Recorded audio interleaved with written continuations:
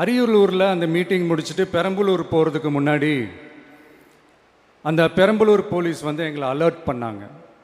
சரிங்க, கூட்டம் கொஞ்சம் ஜாஸ்தியாக இருக்குது, லேட் ஆகிடுச்சு, வராதிங்க அப்படின்ட்டு. So we had no choice. Police சொன்னால் நம்ம அதை ஒபே பண்ணி தானே ஆகணும்.